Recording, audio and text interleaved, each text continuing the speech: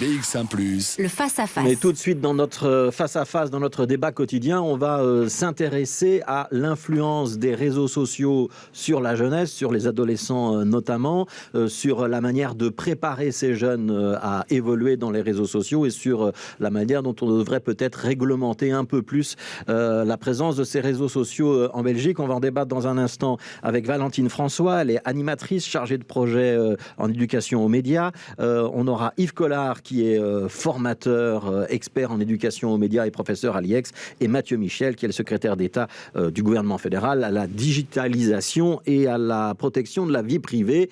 On va commencer par Arnaud Bruckner pour planter le décor pour ceux qui reviennent de la planète Mars ou qui n'entendent vraiment rien à cette question. C'est quoi un réseau social et c'est quoi les réseaux sociaux aujourd'hui qui sont les plus influents chez les jeunes?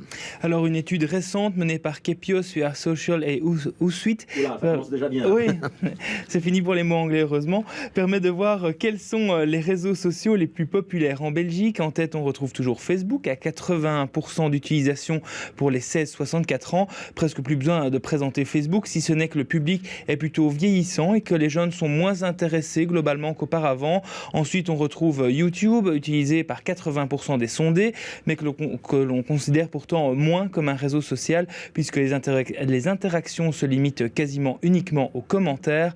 On retrouve ensuite deux réseaux de messagerie, Messenger, l'outil développé par Facebook, 70% d'utilisation, et WhatsApp, 62%.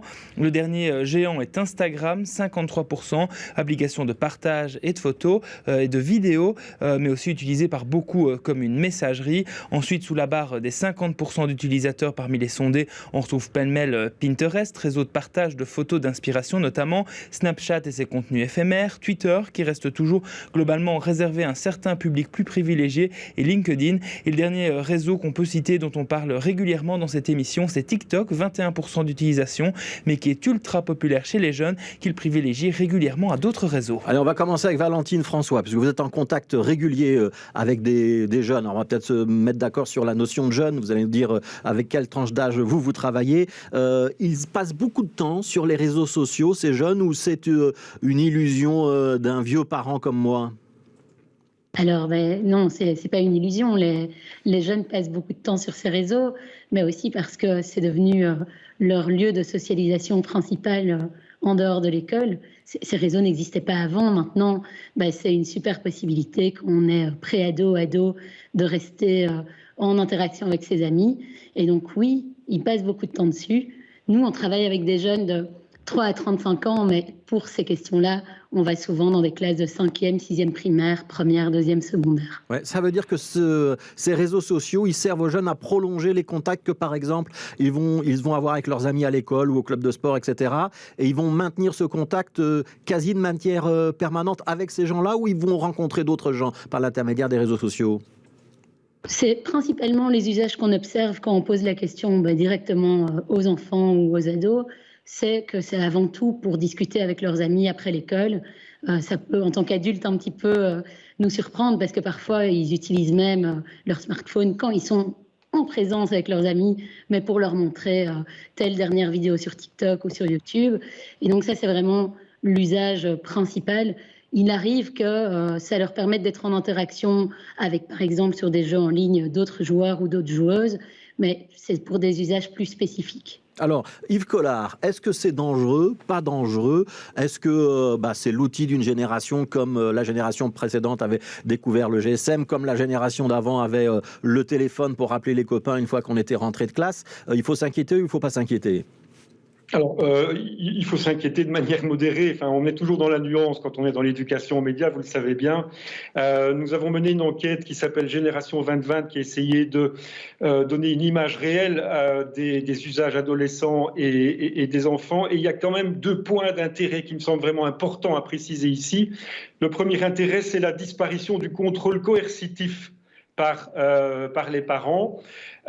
Pour les enfants de moins de 12 ans, les parents contrôlent encore le temps d'exposition aux écrans et la durée. mais pas du tout ce qu'ils y font.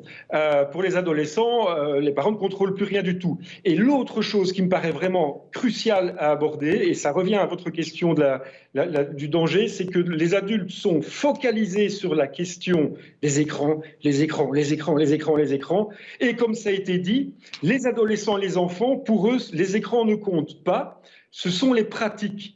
Alors, s'il y a des dangers, c'est essentiellement dans les pratiques que les adolescents et les enfants peuvent y mener, et pas trop sur la question du rapport à l'écran, qui est une préoccupation typiquement adulte. Ouais. Et ce sera important de former les adultes aussi à cette notion-là. Derrière les écrans, ou plutôt devant les écrans, il y a des adolescents, il n'y a pas que des écrans. Ouais, ça veut dire que ça ne sert à rien de limiter le temps que mon adolescent ou mon enfant passe sur un smartphone, une tablette, un ordinateur. Je ferais plutôt mieux de m'occuper de ce qu'il fait réellement et quelles sont les actions qu'il entreprend à la suite de ces conversations.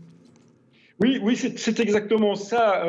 On note une forte gourmandise des adolescents, principalement pour les écrans, et on s'interroge fort peu sur les pratiques qui sont menées. Or, les adolescents, ils ne parlent pas d'écran, ils jouent, ils s'informent, ils socialisent, parfois ils se disputent, parfois ils font leurs devoirs aussi. Ce sont vraiment les pratiques là qui comptent, bien plus que le temps d'exposition aux écrans. Ouais. Alors, on va terminer ce premier tour de table avec Mathieu Michel. C'est le gouvernement fédéral, c'est quelque part l'autorité des autorités. Ça vous inquiète, cette influence des réseaux sociaux dans notre vie de tous les jours et dans la vie de tous les jours des plus jeunes? Et puis, on s'intéressera à TikTok dans un instant. Mais d'abord, le constat général, Mathieu Michel. Est-ce qu'il faut que l'État intervienne, soit derrière les parents qui sont eux-mêmes derrière leurs ados? Alors moi, je pense qu'on doit être prudent, mais pas paranoïaque non plus. Je pense que l'objectif, c'est de pouvoir garantir sur les réseaux sociaux, dans l'espace virtuel, le même niveau de protection pour nos jeunes générations qu'on a dans le monde réel. Et ça, effectivement, c'est une responsabilité partagée évidemment par tous les acteurs, que ce soit les personnes qui travaillent dans l'associatif, soit dans les milieux éducatifs. On doit être en capacité, effectivement, de construire des outils qui permettent de rétablir ce même niveau de sécurité qu'on a dans la vie réelle sur le monde virtuel. Ouais. Alors, on va s'intéresser à TikTok. D'abord, petit détour. Valentine François, vous nous confirmez que TikTok chez les ados, c'est quelque chose qui est important? Oui, et c'est avant tout chez les pré-ados en fait, qu'on voit un usage massif de TikTok. Parce qu'à partir de 11 ans, on voit que Snapchat commence à emporter aussi beaucoup d'usages chez les jeunes. Et Instagram arrive assez rapidement, peu avant l'entrée du secondaire ou à l'entrée en secondaire. Ouais. Qu'est-ce qu'ils font, ces jeunes ados ou ces enfants assez âgés sur TikTok? Parce qu'on explique pour tout le monde, hein, c'est un réseau, on échange de courtes vidéos. Ils font eux-mêmes des vidéos ou ils s'échangent des vidéos faites par d'autres? Je vais dire que tout dépend d'un jeune à l'autre. Peut-être que ce que TikTok a amené, que les autres plateformes n'avaient pas, c'est la facilité de production de contenu. Parce que c'est des vidéos très courtes, il y a toutes des possibilités d'édition sur le réseau social, mais surtout, il s'agit souvent de reproduire une danse ou bien un petit contenu humoristique fait par d'autres. On peut évidemment être très créatif et créer du nouveau contenu, mais c'est assez facile d'accès pour un jeune de 10-11 ans qui ne sait pas trop quoi faire. Eh ben, il va pouvoir un peu s'amuser à reproduire ce que font ses amis. Ouais, donc c'est un défi qu'on reproduit à l'infini. Yves Collard? Oui, je voudrais quand même préciser, il y a beaucoup d'usages possibles, il y a autant d'usages possibles qu'il y a de jeunes. Nous, ce qu'on a noté, c'est que beaucoup de jeunes sont quand même dans une observation du comportement des autres. Et c'est quelque chose de crucial dans la préadolescence, qui est une construction un peu curieuse, la préadolescence. Mais les préadolescents vont dans TikTok aussi pour voir comment se comportent les grandes filles, comment se comportent les grands garçons. C'est toute une démarche d'appropriation des codes et de compréhension de leur vie futur d'adolescents. Ouais, et c'est avec aussi le danger de vouloir ressembler aux bimbos ou aux jeunes garçons musclés qui ont des grosses Mercedes, par exemple. Hein. Oui, mais ils peuvent aussi essayer de ressembler à un ministre. Hein. Ils ne ressemblent pas forcément tous à des bimbos ou à des pilotes automobiles. Ouais, mais ça norme quand même un petit peu l'idéal vers lequel on veut tendre, non ? je dirais que ce n'est pas nouveau, en fait, parce que finalement, les adolescents de l'époque voulaient ressembler, de mon époque, voulaient ressembler aux Spice Girls, aux Backstreet Boys, à des figures médiatiques voilà, qui nous font rêver. C'est pareil pour les jeunes, mais c'est à des influenceurs, influenceuses. Yves devrait confirmer. Alors, Mathieu Michel n'est pas sur TikTok, ça je le sais déjà, mais vous êtes inquiet de l'influence de TikTok. C'est pas tellement l'influence qui vous gêne, c'est quoi? C'est le fait que TikTok collecte des données et peut ensuite cibler les enfants et les adolescents? Alors, je pense donc moi j'insiste, vraiment, c'est important de donner en fait des conditions de sécurité optimales pour les publics sur Internet et singulièrement sur les jeunes, bien entendu. Vous savez, moi, je suis parent également. Alors, mes enfants ne sont pas encore sur TikTok, mais ils sont sur les réseaux sociaux déjà, à travers les jeux vidéo et ce genre de choses. Et donc, c'est clair, c'est des questions, je pense, qu'on se pose tous. Et donc, garantir la sécurité, en fait, de l'utilisation est quelque chose qui est essentiel, d'autant plus sur des publics plus jeunes, puisque moi, j'ai vraiment la lecture aujourd'hui qu'il manque quand même une vraie capacité d'éducation, en fait, à une espèce de citoyenneté digitale. On est confronté à des contenus de toute nature, on peut vraiment en 2-3 clics atteindre des contenus qui ne sont pas forcément souhaitables, hein, des contenus qui peuvent être nocifs. Et donc je pense qu'il doit y avoir une vraie capacité à un moment donné de travailler cette éducation au contenu digital. On pourrait imaginer demain, par exemple, un cours de citoyenneté digitale, par exemple, qui mettrait en évidence l'esprit critique, la capacité à être créatif, à travailler de façon collaborative. Je pense qu'il y a des éléments sur lesquels on doit être attentif. Le rôle modèle que vous évoquiez, par exemple, que ce soit la bimbo, que ce soit le crâneur ou encore l'homme politique, je pense qu'il est important de donner les outils, les clés de lecture à notre jeunesse pour être en totale sécurité quand il va sur les réseaux sociaux. Oui, vous avez en face de vous deux professionnels qui peuvent être que d'accord avec cette idée-là. Je vais leur poser la question à leur place. Est-ce que l'État fédéral ou la Fédération Wallonie-Bruxelles vont développer des moyens pour ça ?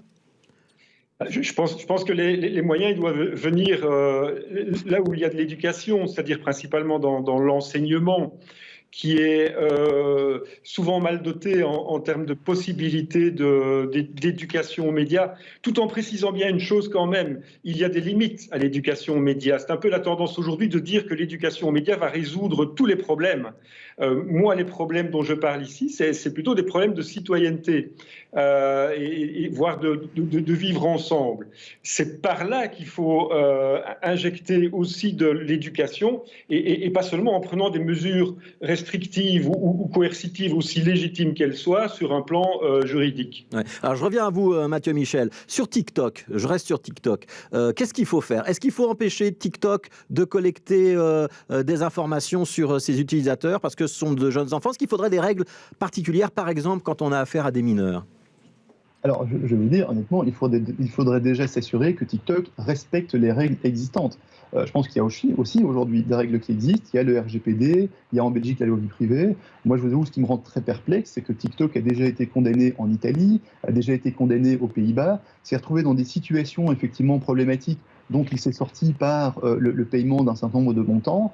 Et donc c'est clair que moi, ce que j'ai demandé avec ma collègue Eva de Blecker, c'est qu'au niveau de l'APD belge, elle puisse vraiment être très très attentive à la façon dont TikTok respecte ses utilisateurs. Et aujourd'hui, c'est vrai qu'on a des raisons de pouvoir être perplexe par rapport à ça. Et donc, ce qui est fondamental, comme je disais toujours tout à l'heure, il faut qu'on ait des outils suffisamment puissants et en bonne santé pour protéger les utilisateurs. Ouais. Essayons d'être concret, Mathieu Michel. Essayons d'être concret. Ça veut dire que concrètement, par exemple, aujourd'hui, TikTok est en mesure d'envoyer des publicités ciblées à des jeunes enfants ou d'orienter les enfants vers tel type de contenu. C'est ça que vous craignez ? C'est la façon dont TikTok fonctionne, c'est ça évidemment. Le modèle économique de ce genre de plateforme, c'est effectivement de profiler leurs utilisateurs, de leur proposer du contenu, et c'est là qu'on rentre très régulièrement en contradiction ou en confrontation avec la vie privée des utilisateurs. Ouais. Valentine François et Yves Collard, il y a un moyen de contrer ça ou pas ? Je voudrais quand même préciser que TikTok n'est pas la seule plateforme qui doit être visée si on veut être complet là-dedans. Je rappelle quand même que ça n'a pas été dit que YouTube est vraiment une plateforme qui est mobilisée par les petits, notamment, et que via les algorithmes, YouTube aussi propose des contenus, des publicités, alors parfois moins ciblés que TikTok, mais tout de même. Donc TikTok a été condamné en Italie suite à un jeu du foulard qui a mal tourné. Donc c'est à partir d'un incident, alors extrêmement dramatique, mais à partir d'un fait divers que les pouvoirs publics en Italie se sont mobilisés. Donc il faut faire un peu attention aussi à l'idée de panique morale. Ce n'est pas un fait divers qui doit déterminer isolément une politique publique. Ouais. Valentine François, il y a de l'influence TikTok sur le comportement des jeunes ? Il y a l'influence des jeunes sur le comportement des jeunes. Je pense qu'il ne faut pas exagérer l'influence des médias comme une influence directe. Évidemment que TikTok devient un peu comme un jeu, comme tous les jeux de cours de récré, on va s'en parler entre jeunes, mais il ne faut pas exagérer l'influence de TikTok. Je pense par ailleurs que concernant le RGPD, quand on demande aux jeunes directement en classe qui s'est inscrit sur TikTok à des classes de primaire avant 13 ans, il y en a beaucoup qui mentent sur leur date de naissance. Il y en a beaucoup dont les parents sont d'accord, qui s'inscrivent et où les parents les accompagnent sur TikTok. Je pense qu'un des points peut-être sur lequel il y a vraiment moyen de faire respecter ce RGPD et d'améliorer les choses, c'est sur la compréhension des conditions générales d'utilisation, parce qu'elles restent tout à fait illisibles déjà pour beaucoup d'adultes, et pour les jeunes, non seulement illisibles, mais en plus pas du tout attractives. Donc voilà, ils ne comprennent pas toujours ce à quoi ils s'engagent quand ils contractent avec TikTok pour s'inscrire, avec TikTok ou les autres réseaux sociaux. Oui, on va être honnête, même les adultes font ça. On a 5 pages à lire, on va tout de suite cliquer sur la case du bas. On peut améliorer ça, Mathieu Michel. On pourrait imaginer qu'on force les fournisseurs à avoir une synthèse un petit peu compréhensible de ces conditions. Écoutez, moi j'allais intervenir parce qu'effectivement ce que même François dit est tellement exact que c'est d'ailleurs tout l'objet du Digital Services Act qui est en train d'être discuté au niveau européen. C'est en fait un outil régulatoire au niveau de l'Europe qui vise justement à davantage responsabiliser les plateformes dans le rôle qu'elles ont à jouer. Et un des aspects très très précis sur lesquels on travaille, c'est justement la lisibilité des conditions d'utilisation. Donc vous mettez le doigt sur quelque chose qui est essentiel, sur lequel aujourd'hui on travaille et qui sera implémenté dans le DSC, pour parler un peu plus techniquement. Voilà, il y a beaucoup d'acronymes. Je voudrais un dernier point d'Arnaud Bruckner sur ce qu'on appelle parfois l'accoutumance. Et ça fait peur à beaucoup de parents, l'idée que nos enfants puissent être dépendants de ces fameux réseaux sociaux. Oui, il y a une forme d'addiction qui peut survenir en matière de réseaux sociaux, même si aucune instance scientifique ne le reconnaît pour l'instant, contrairement à son dérivé plus large, la dépendance à Internet, reconnue pathologique en Chine par exemple. La caractéristique qui permet de séparer une attraction forte des réseaux sociaux d'une addiction, c'est la rupture des liens sociaux dans la vraie vie, dirons-nous. Comprenez que vous êtes tellement accaparé par votre téléphone et les réseaux sociaux que vous en oubliez vos vrais amis. Les personnes victimes vont consulter de manière compulsive leurs réseaux sociaux, voir s'ils ont plus d'abonnés, etc. Alors, compliqué d'avoir des chiffres là-dessus, mais selon une chercheuse canadienne, 1 à 2% de la population serait aux prises avec une forme de cyberdépendance aux réseaux sociaux. Voilà, et moi, quand j'allume mon smartphone, dès que je me réveille ou quand j'ai mon smartphone à côté de moi à table, est-ce que je suis dépendant ? C'est une autre question. Valentine François, il y a beaucoup de dépendance chez les jeunes ou on exagère un peu ? Non, nous, on va vraiment pas parler de dépendance. Et d'ailleurs, je pense qu'une des erreurs, c'est de voir ces questions comme des instantanés où on s'attarde sur des jeunes qui ont des pratiques à un âge qui est la préadolescence et l'adolescence et qui, du coup, en font un usage massif pour sociabiliser avec leurs amis. Voyons aussi l'évolution au long terme. Quand on voit ces jeunes quelques années après, ils sont fort détachés finalement. En tout cas, ils ont beaucoup de réflexivité sur leurs propres pratiques et ils vont parler eux-mêmes de déconnexion ou de stratégie pour passer moins de temps sur le smartphone. Donc, je pense qu'il ne faut pas s'inquiéter outre mesure. Yves Collard, même sentiment, les jeunes ont la capacité à mettre de la distance vis-à-vis de ces réseaux sociaux ? Ils ont souvent beaucoup plus de discernement qu'on le pense. Je rappelle que via les réseaux sociaux, contrairement à ce qui a été dit, ils sont en contact avec des vrais amis.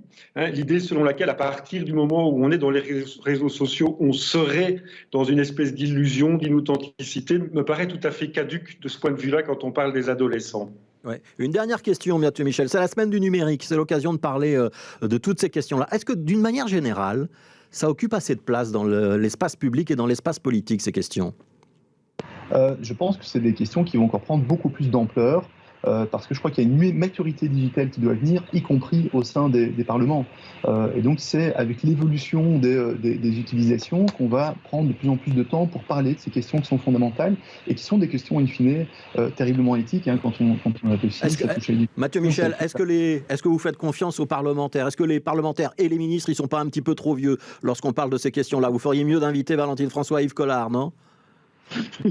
Alors, je pense que le Parlement peut recevoir énormément de personnes en audition, mais c'est vrai que sur les questions du digital, c'est d'innovation, ça peut lui faire du bien, c'est vrai. Merci beaucoup Mathieu Michel, secrétaire d'État à la digitalisation au gouvernement fédéral, Yves Collard, donc expert en éducation aux médias, qui est notamment professeur à l'IEX, et Valentine François, animatrice chargée de projet en éducation aux médias auprès d'Action Médias Jeunes. Merci à tous les trois d'avoir participé à ce débat.